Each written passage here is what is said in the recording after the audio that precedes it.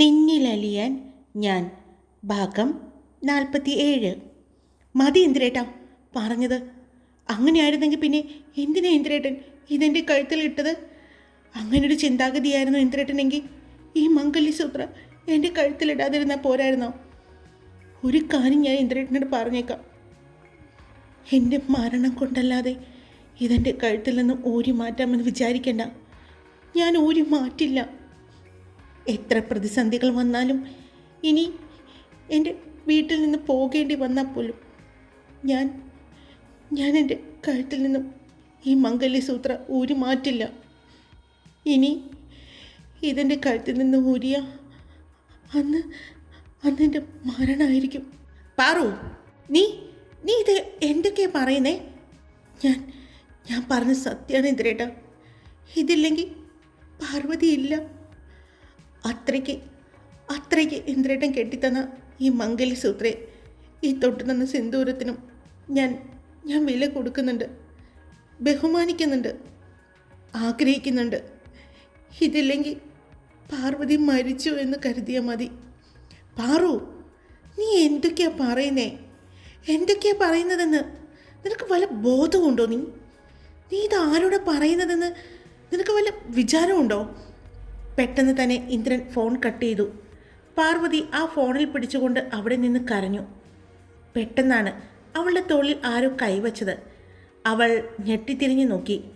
പിന്നിൽ നിൽക്കുന്ന 2 പേരെ കണ്ടതും അവൾ ഞെട്ടിപ്പോയി.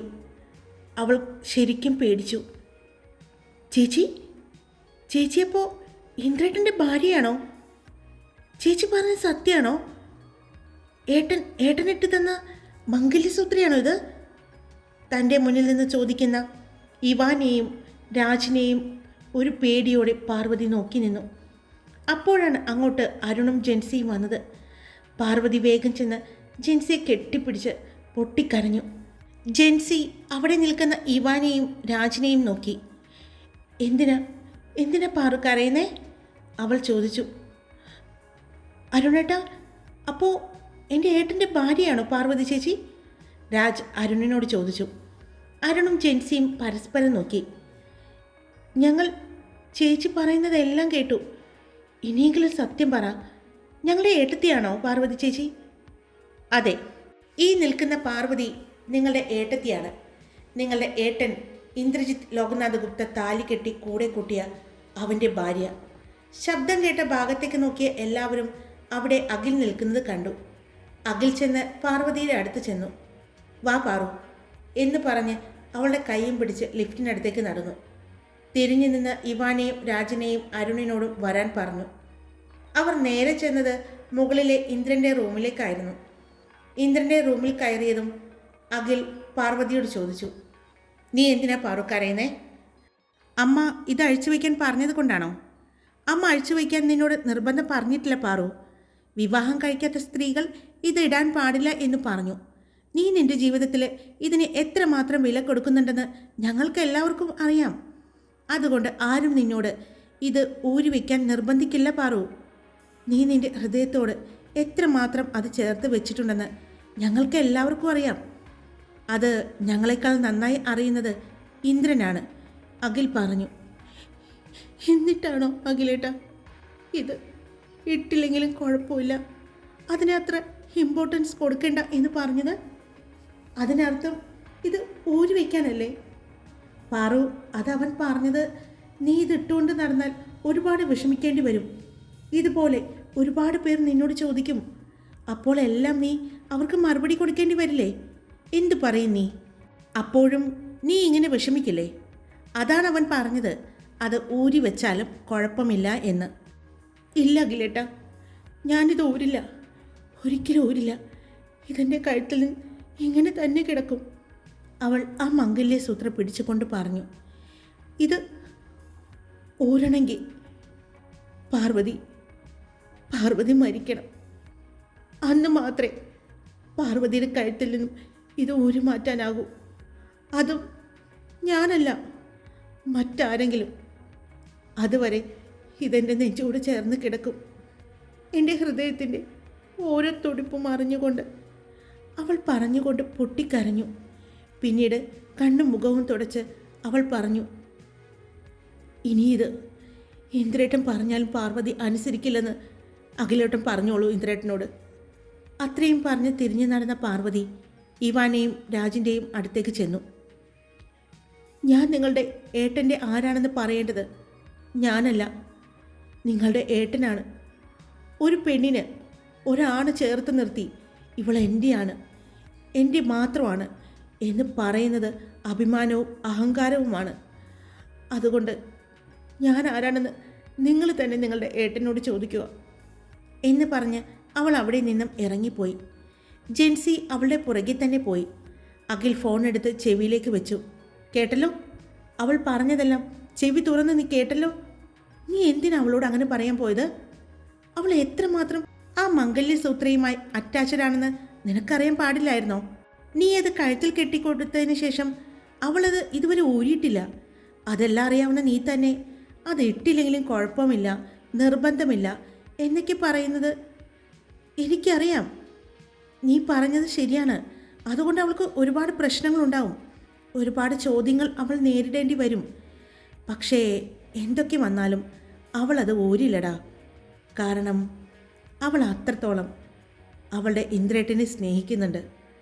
അവളുടെ ഇന്ദ്രജിത്ത് ലോകനാഥൻ എന്ന ഭർത്താവിനെ സ്നേഹിക്കുന്നുണ്ട്. അതുകൊണ്ട് തന്നെ നീ കെട്ടിക്കൊടുത്ത ആ മംഗല്യസൂത്രയോടും നീ തൊട്ടുകൊടുത്ത സിന്ദൂരത്തിനോടും നീ അണിയിച്ച മോതിരത്തിനോടും എല്ലാം അവൾക്ക് അത്രയും അറ്റാച്ച്മെൻ്റ് ഉണ്ട്. വേണ്ട വേണ്ട അഖി, ഇനി ഒന്നും പറയണ്ട.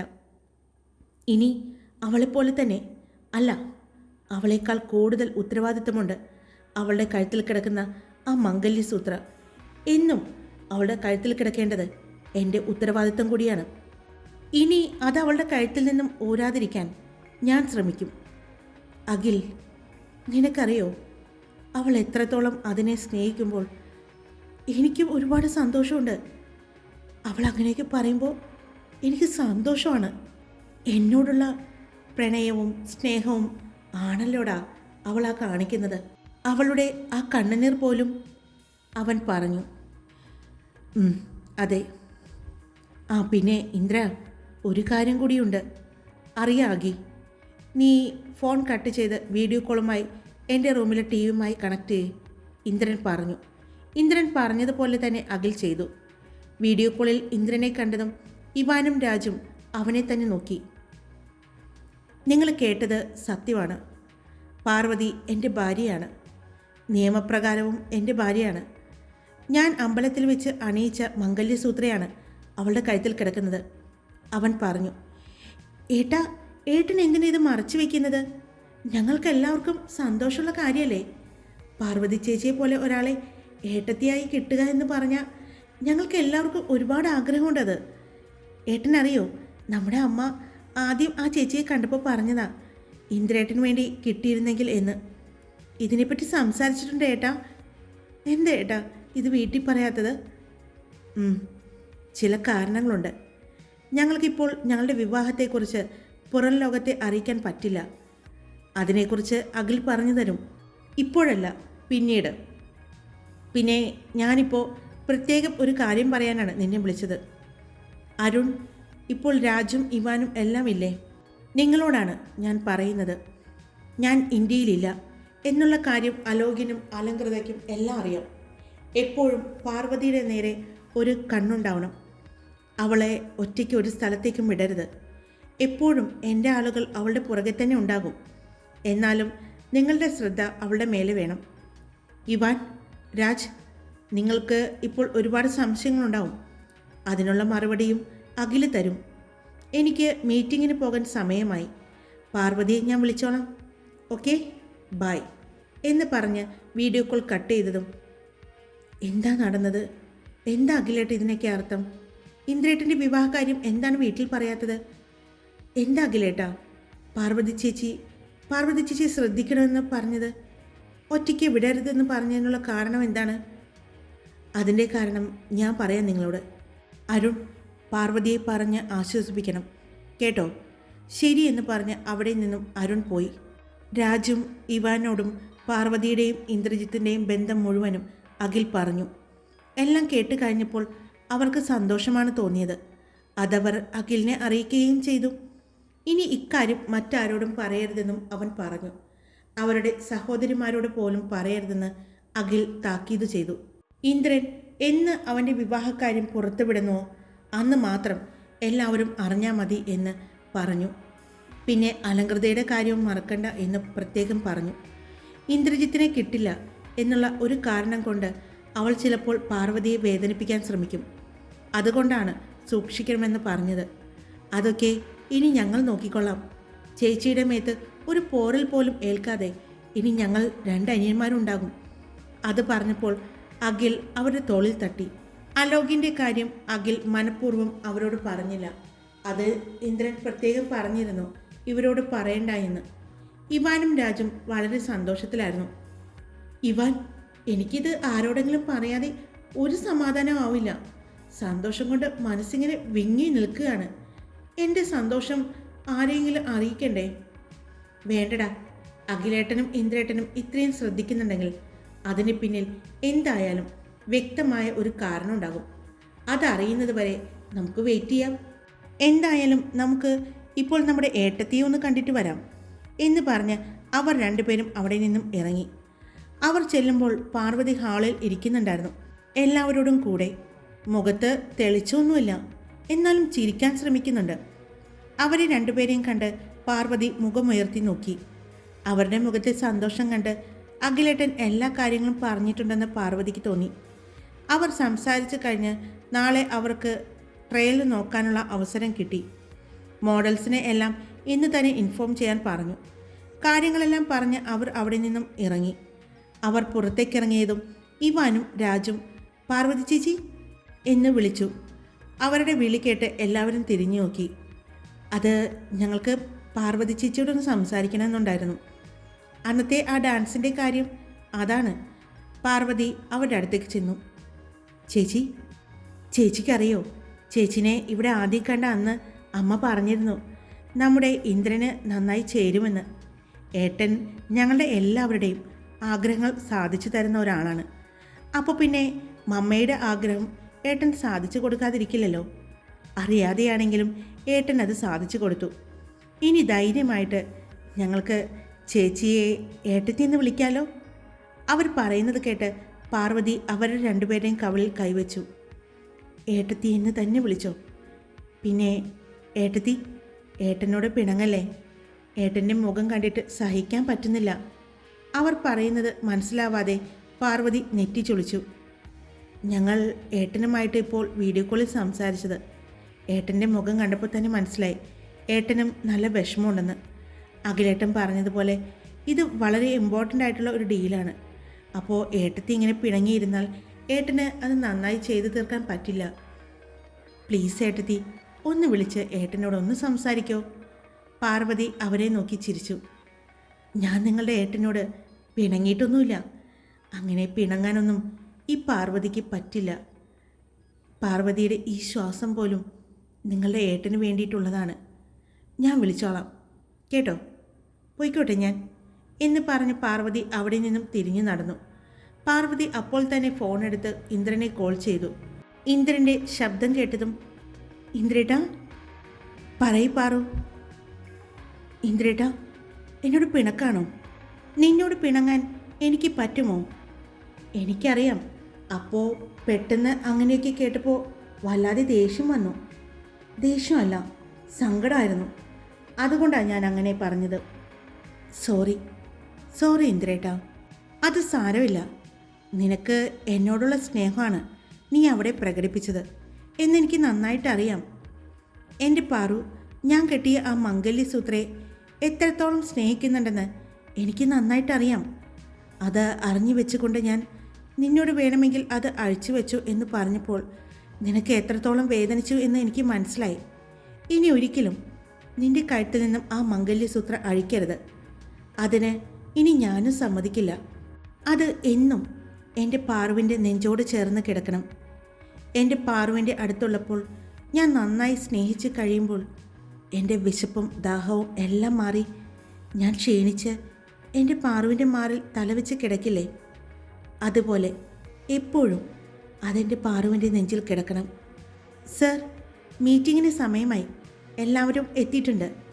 ഇന്ദ്രൻ്റെ PS വന്ന് പറയുന്നത് പാർവതി കേട്ടു. I will come in 5 minutes. You go. ഇന്ദ്രേട്ടാ, എന്നാ ഇന്ദ്രേട്ടൻ ചെല്ല്. എന്നെ ഫ്രീ ആകുമ്പോൾ വിളിച്ചാൽ മതി. അങ്ങനെ അങ്ങ് പോയാലോ? ഞാനിപ്പോൾ ഫ്രീ ആണ്. അല്ലല്ലോ, ഇന്ദ്രേട്ടൻ ഇപ്പോൾ അവിടെ വിളിക്കുന്നത് ഞാൻ കേട്ടല്ലോ. പോയിട്ട് വാ. എത്രയും പെട്ടെന്ന് വർക്ക് തീർത്തിട്ട് എൻ്റെ അടുത്തേക്ക് ഓടിയെത്തണം. I am waiting for you. എന്തിനാ? ഇന്ദ്രൻ ചോദിച്ചു. നിന്നിൽ അലിയാൻ, എൻ്റെ ഇന്ദ്രേട്ടൻ്റെ പ്രണയത്തിൽ അലിയാൻ. ആഹാ, എൻ്റെ പാറു ഭയങ്കര റൊമാൻറ്റിക് മൂഡിലാണല്ലോ. പക്ഷേ ഞാൻ അടുത്തുള്ളപ്പോൾ ഇതൊന്നും കാണാറില്ലല്ലോ. ഞാനുള്ളപ്പോൾ എൻ്റെ മുഖത്ത് നോക്കി ഒന്നും ഇങ്ങനെ പറയുന്നത് ഞാൻ കേട്ടിട്ടില്ലല്ലോ. അതോ, അത് ഞാൻ പറയാതെ തന്നെ ഇന്ദ്രേട്ടനെ എനിക്കിപ്പോൾ തന്നെ താങ്ങാൻ പറ്റുന്നില്ല. ഇനി ഇതും കൂടി പറഞ്ഞാലേ ഒട്ടും താങ്ങാൻ പറ്റാതെയാവോ എനിക്ക്. ഇന്ദ്രേട്ടൻ ഒരു കൊടുങ്കാറ്റാണ്. കൊടുങ്കാറ്റ് ആണോ? ഈ കൊടുങ്കാറ്റിന് എന്തൊക്കെ ചെയ്യാൻ പറ്റുമെന്ന് ഞാൻ വന്നിട്ട് കാണിച്ചു തരാട്ടോ. അത് കേട്ട് പാർവതി ചിരിച്ചു. ഓ എൻ്റെ പെണ്ണേ, ഇങ്ങനെ ചിരിക്കല്ലേ നീ. എനിക്ക് നിൻ്റെ ഈ ചിരി കേൾക്കുമ്പോൾ പറ്റുന്നില്ല. അയ്യടാ, കൊഞ്ചാതെ പോയി ജോലി ചെയ്യാൻ നോക്ക്. ഇപ്പോൾ ഞാൻ വെറുതെ വിടുന്നു. ഞാൻ വന്നിട്ട് ഇതിനെല്ലാം കൂടി പകരം വീട്ടിൽ കാണിച്ചു തരാട്ടോ, ഇന്ദ്രൻ പറഞ്ഞു. എന്നാ ഞാൻ വിളിക്കാട്ടോ പാറു. പാർവതി ഒന്ന് മൂളി. ഇന്ദ്രൻ ഫോൺ കട്ട് ചെയ്ത് കോൺഫറൻസ് ഹാളിലേക്ക് നടക്കുമ്പോൾ അവൻ്റെ മുഖത്ത് പുഞ്ചിരി കണ്ട അവൻ്റെ PS അടക്കം അന്തം വിട്ട് നിന്നുപോയി. കാരണം ഇത്രയും നേരം വലിഞ്ഞു മുറുകിയിരിക്കുകയായിരുന്നു ആ മുഖം. ആ ഫോൺ കോളിന് ശേഷം ഇപ്പോൾ ആ മുഖത്ത് ഒരു പുഞ്ചിരിയുണ്ട്. അത്രയും ഇമ്പോർട്ടൻ്റായ ഒരു കോളായിരുന്നു അത് ഇന്ദ്രജിത്ത് സാറിനെന്ന് അവൾക്ക് മനസ്സിലായി. പാർവതിയുടെ മുഖത്തും ഒരു സന്തോഷം ഉണ്ടായിരുന്നു. അവൾ അപ്പാർട്ട്മെൻറ്റിലേക്ക് ചെന്നപ്പോൾ ജെൻസിയും അരുണും അവളുടെ മുഖത്തെ സന്തോഷം കണ്ട് പരസ്പരം ചിരിച്ചു. അവരും നാളത്തെ റിഹേഴ്സലിനുള്ള തയ്യാറെടുപ്പിലായിരുന്നു. അന്നും പതിവ് പോലെ തന്നെ രാത്രി ഇന്ദ്രൻ്റെ കോള് വന്നു. നല്ല തിരക്കുകൾക്കിടയിലും അവൻ അവളെ ഫോണിൽ വിളിച്ച് സംസാരിച്ചു. പാർവതി ആ രാത്രിയും അവരുടെ അപ്പാർട്ട്മെൻറ്റിൽ തന്നെയാണ് കിടന്നത്. ഇന്ദ്രൻ്റെ ആ ഡ്രസ്സും അവൻ്റെ ശ്വാസവും അടങ്ങിയ ആ പില്ലോയും കെട്ടിപ്പിടിച്ചാണ് അവൾ കിടന്നുറങ്ങിയത്. രാവിലെയും എന്നത്തെ പോലെ പതിവ് പോലെ കുളിച്ച് പൂജാമുറിയിൽ വിളക്കും കത്തിച്ച് അവൾ ഹെൽത്തി ഡ്രിങ്ക് ഉണ്ടാക്കി കുടിച്ചു. അതിൻ്റെ ഫോട്ടോ ഇന്ദ്രന് അയച്ചു കൊടുത്തതിന് ശേഷമാണ് അവൾ അപ്പുറത്തെ അപ്പാർട്ട്മെൻറ്റിലേക്ക് പോയത്. അന്ന് ഉച്ചയ്ക്ക് ശേഷമാണ് അവർക്ക് ട്രയൽ നോക്കാനുള്ള അവസരം കിട്ടിയത്. അവിടെയുള്ള ഏറ്റവും പ്രശസ്തമായ ഹോട്ടലിൽ തന്നെയായിരുന്നു അതിനുള്ള സ്ഥലം സെലക്ട് ചെയ്തത്. ശ്രുതി രാജൻ അടക്കമുള്ള 25ഓളം മെയിൽ ആൻഡ് ഫീമെയിൽ മോഡൽസ് ഉണ്ടായിരുന്നു. അന്ന് പാർവതിയും കൂട്ടുകാരും ഡിസൈൻ ചെയ്ത വസ്ത്രങ്ങളിട്ട് അവർ റാമ്പിൽ വാക്ക് ചെയ്തു. പാർവതിയുടെ കൂട്ടുകാരുടെയും മനസ്സിൽ നല്ല ടെൻഷൻ ഉണ്ടായിരുന്നു. അവരുടെ ഡ്രസ്സിൻ്റെ ഡിസൈൻസ് വിലയിരുത്താനായിട്ട് മസാബയും ഉണ്ടായിരുന്നു. അവിടെ 25ഓളം മോഡൽസും നന്നായി തന്നെ റാമ്പിൽ വാക്ക് ചെയ്തു. ആ ഡ്രസ്സുകളെല്ലാം തന്നെ എല്ലാവർക്കും ഇഷ്ടമാവുകയും ചെയ്തു. അത്രയും മനോഹരമായി തന്നെയാണ് അവർ ആ 25ഓളം വസ്ത്രങ്ങളും ഡിസൈൻ ചെയ്തിരുന്നത്. കേരള തനിമ എടുത്തു കാണിക്കുന്ന രീതിയിലുള്ള വസ്ത്രങ്ങളായിരുന്നു. മസാബ അടക്കം എല്ലാവരും അവരെ അഭിനന്ദിച്ചു. അടുത്ത ദിവസം നടക്കുന്ന ഷോയിലേക്ക് പോകാനുള്ള ഒരു ആത്മവിശ്വാസം അവർക്ക് 6 പേർക്കും കൂടി. ശ്രുതിക്ക് അവരുടെ ഡ്രസ്സ് ഡിസൈൻ ഇഷ്ടപ്പെട്ടുവെങ്കിലും അവളത് പുറത്ത് കാണിച്ചില്ല. അവരെല്ലാവരും എല്ലാ പരിപാടികളും കഴിഞ്ഞ് അവരുടെ അപ്പാർട്ട്മെൻറ്റിലേക്ക് പോകാൻ നിൽക്കുമ്പോഴാണ് ശ്രുതി അവരുടെ അടുത്തേക്ക് വന്നത്. എന്തായാലും ഞാൻ പ്രതീക്ഷിച്ച അത്ര പോരാ, നിത്യ അവരോടായി പറഞ്ഞു. അയ്യോ, നിന്റെ പ്രതീക്ഷ എത്രത്തോളമാണെന്ന് ഞങ്ങൾക്കറിയാം. അത്രമാത്രം നിലവാരം എന്തായാലും ഞങ്ങൾക്കില്ല മോളെ. അതുകൊണ്ട് അത്രത്തോളം തരം താഴാൻ ഞങ്ങൾക്ക് പറ്റില്ല, ജെൻസി പറഞ്ഞു. നിന്റെ പ്രതീക്ഷകളും ഇഷ്ടങ്ങളും എത്രത്തോളം ഉണ്ടെന്ന് ഞങ്ങൾ നിന്റെ വസ്ത്രധാരണത്തിലൂടെ മനസ്സിലാക്കിയിട്ടുണ്ട്.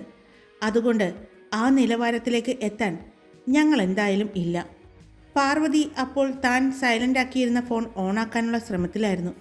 അതിൽ ഇന്ദ്രൻ്റെ മെസ്സേജുകൾ വന്നിട്ടുണ്ടോ എന്ന് നോക്കാനുള്ള തിരക്കിലായിരുന്നു പാർവതി.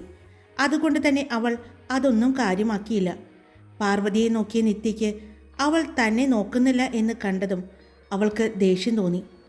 കഴിഞ്ഞ ദിവസം ഇന്ദ്രജിത്ത് സാറിൻ്റെ ഒപ്പം റാമ്പിൽ നടന്നതും അവൾ ഓർത്തു. ഡി, നിനക്കെന്താടി ഒരു അഹങ്കാരം? പെട്ടെന്ന് പാർവതി ഫോണിൽ നിന്നും കണ്ണുകൾ ഉയർത്തി അവളെ നോക്കി. കഴിഞ്ഞ ദിവസം ഇന്ദ്രജിത്ത് സാറിൻ്റെ ഒപ്പം റാമ്പിൽ നടന്നതിൻ്റെ അഹങ്കാരമാണോടി നിനക്ക്? അന്ന് നീ അല്ലെങ്കിൽ മറ്റൊരാൾ അദ്ദേഹത്തിൻ്റെ ഒപ്പം റാമ്പിൽ വരും, അതിന് ഇത്രയും അഹങ്കാരം വേണ്ട. ഹായ്, അപ്പോൾ സ്റ്റോറി ഇട്ടിട്ടുണ്ട്. ഇഷ്ടപ്പെട്ട ലൈക്ക് ചെയ്യുക, കമൻറ്റ് ചെയ്യുക, സബ്സ്ക്രൈബ് ചെയ്യുക. Love you all. It's me Karthika.